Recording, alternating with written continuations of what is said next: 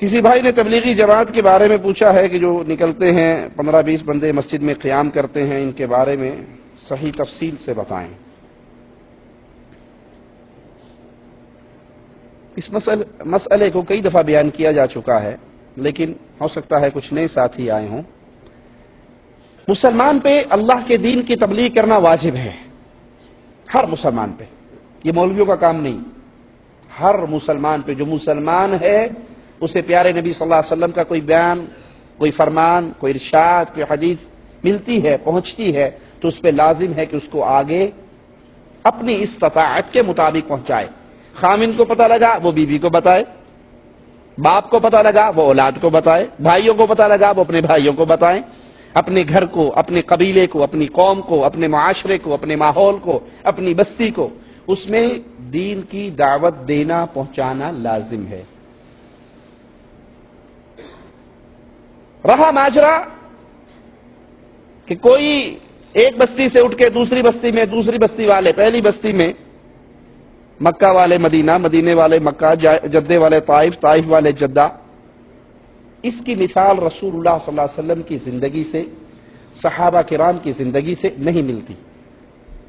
آپ نے جس کو بھیجا اس علاقے میں مستقل رہنے کے لیے بھیجا۔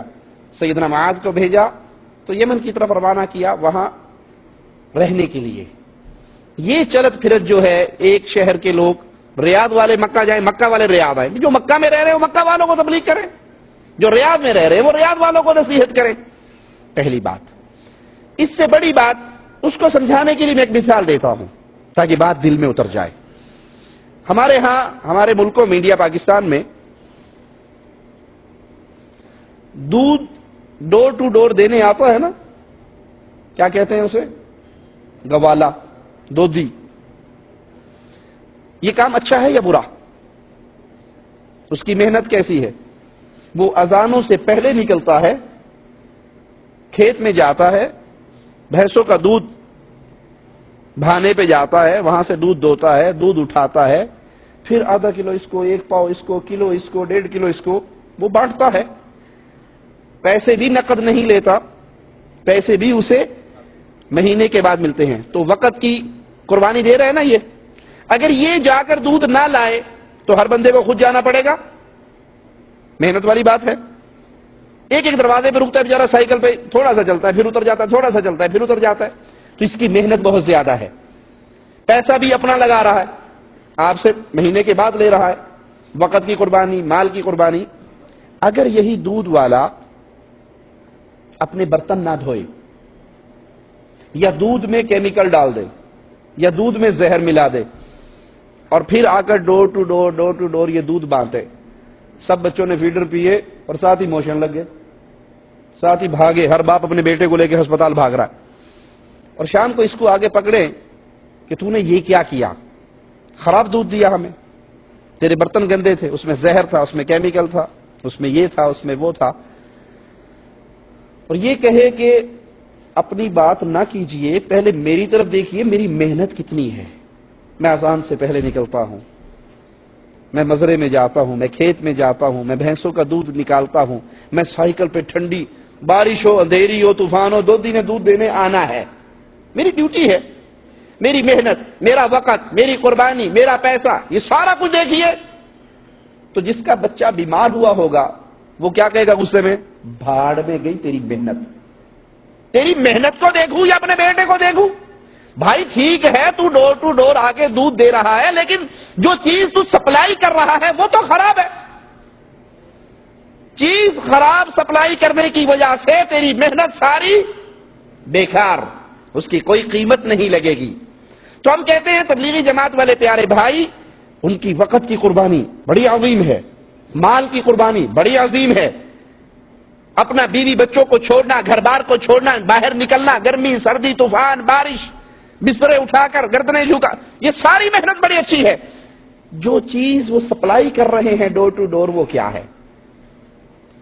دیکھنے والی بات، جو چیز وہ سپلائی کر رہے ہیں، جو دروازوں پہ جا کر لوگوں کو بلا کر مسجد میں اکٹھا کر کے پڑھا کیا رہے؟ اگر تو قرآن کا ترجمہ پڑھائیں تو ہم خود جانے کے لیے تیار، اہلاً و سہلاً، سب جائیں، سب سنیں۔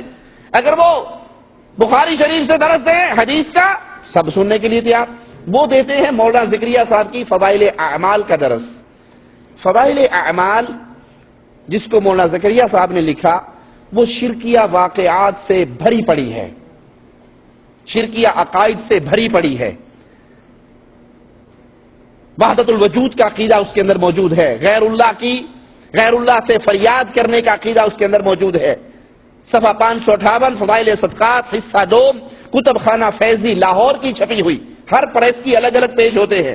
کتب خانہ فیضی لاہور کی جو چھپی ہے اس میں مولانا زکریا صاحب عقیدہ وحدت الوجود جو صوفیوں کا عقیدہ ہے کہ نعوذ باللہ ہر چیز ہی اللہ ہے, اس عقیدے کو بیان کرتے ہوئے کہتے ہیں یا اللہ معاف فرمانا, جھوٹا ہوں, کچھ نہیں ہوں, تیرا ہی ذل ہے, تیرا ہی وجود ہے, میں کیا ہوں, کچھ نہیں ہوں, جو تو ہے وہ میں ہوں. یہ شرک کا عقیدہ ہے. اس عقیدے کے آنے کے بعد اب کوئی یہ کہے کہ ان کی محنت تو دیکھو, ہم کہیں گے جب شرک آ جاتا ہے تو ساری محنتیں برباد ہو جاتی ہے. عاملۃ ناصبہ تصلی نارا حامیہ, محنت کر کر کے گردنیں جھکی ہوں گی لیکن یہ سارے اعمال برباد کر دیے جائیں گے اور جہنم کا ایندھن بنا دیا جائے گا. کیوں؟ اگر عقیدہ شرک موجود ہے. مولانا صاحب اس کے اندر ایک سخی کا واقعہ لکھتے ہیں, فوت ہو گیا, لوگ اس کی قبر پہ گئے زیارت کے لیے, اونٹ پہ سوار ہو گئے. صاحب قبر اونٹ والے کے خواب میں آیا اور کہا تم میری قبر پہ آئے ہو, خالی پیٹ جاؤ تو اچھا نہیں لگتا, یہ اونٹ مجھے دے دو, اس کے بدلے میں اصیل اونٹ میرے گھر کھڑا ہے وہ تم لے لو. خواب ہی میں سودا ڈن ہوا. مولانا زکریا صاحب کے لفظ ہیں کہ صاحب قبر اٹھا, اس نے اونٹ کو نہر کیا, ذبح کیا, قبر سے اٹھا, ذبح کر دیا. جب یہ باقی سوئے ہوئے اٹھے تو دیکھا اونٹ کا خون جاری تھا, بچنے کی امید نہیں تھی. اس کا گوشت بنایا کھایا پیا, واپس جا رہے تھے, سامنے سے ایک آدمی آ رہا تھا, کہتا تمہیں فلاں ابن فلاں کون ہے؟ کہا میں ہوں. کہا میرے باپ کو کچھ بیچا تھا؟ کہا خواب کے اندر سودا ہوا تھا. کہا اس کے بدلے میں یہ اصیل اونٹ تو لے لے. ایک اور حضرت کا واقعہ لکھتے ہیں کہ وہ لوگوں سے چندہ لے کر فقیروں کی مدد کرتے تھے, صاحب خیر تھے. ایک فقیر آیا, اس سے مانگا, اس کے پاس کچھ تھا نہیں. وہ لوگوں زندوں کے پاس سب کے دروازوں پر گئے, کسی نے کچھ نہیں دیا. پھر ایک سخی کی قبر پہ جا کے بیٹھ گئے اور اس کو سارا حال سنا دیا. واپس آئے, اپنے پاس ایک اشرفی آدھی توڑ کے اسے دے دی, آدھی پاس رکھ لی. خواب کے اندر قبر والا آیا, کہنے لگا میں نے تیری ساری بات سن لی تھی, مجھے جواب دینے کا امر نہیں تھا, اجازت نہیں تھی کہ میں تجھے جواب دوں, سن لی تھی میں نے. اب میرے گھر والوں کے پاس جو اسی کو چولہا پھاڑو, چولہے کے نیچے ایک مرتبان دفن ہے, اس میں خزانہ ہے, وہ لے کے اس فقیر کو دے دو. مولانا صاحب کے دو لفظوں پہ غور کیجئے, صاحب قبر اٹھا اونٹ ذبح کرنے والے قصے میں, اور ادھر کہہ رہے ہیں قبر والے نے کہا میں نے تیری بات سن لی تھی, جواب دینے کی اجازت نہیں تھی. قرآن کہتا ہے اموات غیر احیاء وما یشعرون ایان یبعثون, یہ جو قبر میں دفن ہو گئے یہ مردے ہیں, یہ زندہ نہیں ہیں, انہیں تو یہ بھی شعور نہیں ہے کہ اٹھایا کب جانا ہے. تو پیارے بھائی محنت بہت ہے, کاوش بہت ہے, خدمت بہت ہے, مال کی قربانی, وقت کی قربانی, لیکن اصل بات کیا ہے کہ پیش کیا کر رہے ہو, سپلائی کیا کر رہے ہو. بشر کی لکھی ہوئی کتاب وہ بھی جو غلطیوں سے بھری پڑی ہے, بشر کی لکھی ہوئی کتاب اور وہ کتاب جس کے اندر شرکیہ واقعات ہے, قبر پرستی کی دعوت ہے, مردوں سے مانگنے کی دعوت ہے. تو جب شرک داخل ہو جاتا ہے پھر کوئی محنت بھی قبول نہیں ہوتی.